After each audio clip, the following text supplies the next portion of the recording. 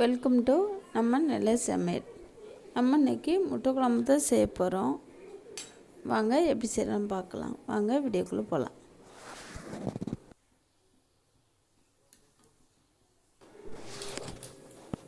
Stove on பண்ணி கடாய் எடுத்து வச்சிடலாம். நம்ம ஆயில் சேர்த்துக்கலாம். நான் கடலை தான் சேர்க்குறேன். என்ன ஆயில் பண்ணாலும் யூஸ் பண்ணிக்கலாம். கடுகுளுந்து சேர்த்துக்கலாம். கருவேப்பிலை சேர்த்துக்கலாம். தக்காளி நான் பேஸ்ட் பண்ணி எடுத்து வச்சுருக்கேன். தக்காளி, சின்ன வெங்காயம், பெரிய வெங்காயம். நீங்கள் வெங்காயத்தை கட் பண்ணி கூட சேர்த்துக்கலாம். நான் மிக்ஸி கப்பில் போட்டு பேஸ்ட் பண்ணி எடுத்து விட்டேன். நம்ம அந்த டைமில் சேர்த்துக்கலாம். சேர்த்துட்டு நல்லா தக்காளியில் இருக்கிற தண்ணியெல்லாம் போடுற வரைக்கும் நல்லா ஸ்டவ்வை சிம்மில் வச்சு நல்லா கலந்து விட்டுறலாம். தேவையான அளவு கொஞ்சமாக உப்பு சேர்த்துக்கலாம். அப்புறமா நம்ம பத்தலைன்னா கூட சேர்த்துக்கலாம். நல்லா கலந்து விட்டுடலாம். இந்த டைமில் நம்ம மஞ்சள் தூள் சேர்த்துக்கலாம். தேவையான அளவு மஞ்சள் தூள் சேர்த்துக்கலாம். தக்காளி பேஸ்ட்டு சேர்த்துக்கப்புறம் மஞ்சள் தூள், உப்பு சேர்த்துக்கிட்டோம்னா தக்காளி சீக்கிரமே நல்லா வதங்கி வரும். தக்காளியில் இருக்கிற தண்ணி போகிற வரைக்கும் நல்லா பொறுமையாக கலந்து விட்டுடலாம்.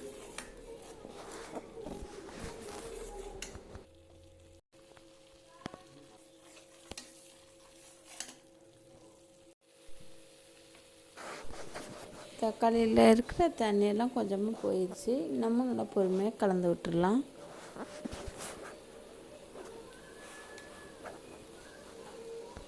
இந்த டைமில் ஒரு ஸ்பூன் அளவுக்கு வரமிளகாத்தூள் சேர்த்துக்கலாம். நீங்கள் எந்த அளவுக்கு காரம் சேர்த்துப்பீங்கிறத பொறுத்து சேர்த்துக்கோங்க. மல்லித்தூள் ஒரு 2 டேபிள் ஸ்பூன் சேர்த்துக்கலாம். சேர்த்துட்டு கலந்து விட்டுடலாம். தக்காளியில் இருக்கிற தண்ணி நமக்கு நல்லா போயிடுச்சு.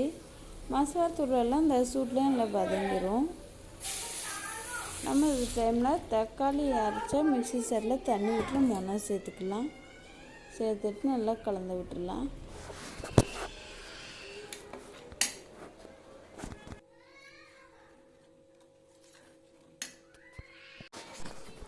புளி கொஞ்சமாக நான் ஊற வச்சுருக்கிறேன்.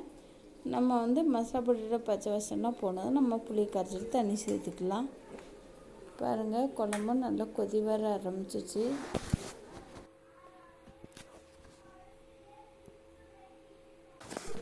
தேங்காய் கொஞ்சமாக நான் பேஸ்ட் பண்ணி எடுத்து வச்சுருக்கிறேன். இதை கடைசியாக நம்ம சேர்த்துக்கலாம். பாருங்கள், நமக்கு நல்லா கொதி வர ஆரம்பிச்சு. நல்லா ஒரு வாட்டி கலந்து விட்டுடலாம்.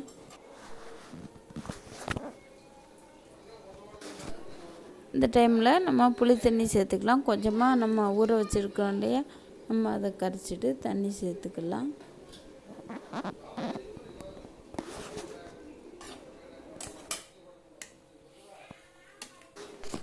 நல்லா ஒரு வாட்டி கலந்து விட்டுடலாம். நமக்கு புளி தண்ணியில் இருக்கிற பச்சை வாசனைலாம் போயிடுச்சு. இந்த டைமில் தேங்காய் பால் சேர்த்துக்கலாம். நல்லா ஒரு வாட்டி கலந்து விட்டுடலாம்.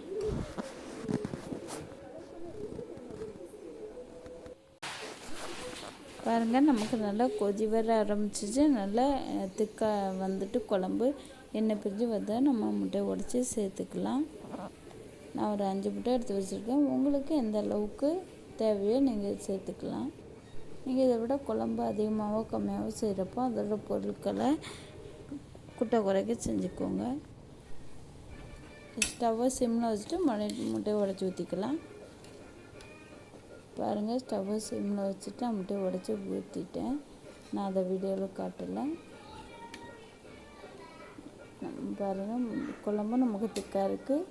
முட்டையை நம்ம உடச்சி சேர்த்துட்டோம். அவ்வளோதாங்க, சூப்பரான டேஸ்டியான முட்டை குழம்பு நமக்கு ரெடி ஆகிடுச்சு. நீங்களும் இதே அவ்வளோதாங்க, சூப்பரான டேஸ்டியான முட்டை குழம்பு நமக்கு சூப்பராக ரெடி ஆகிடுச்சு. நீங்களும் இதே அளவுக்குள்ளே ட்ரை பண்ணி பாருங்கள்.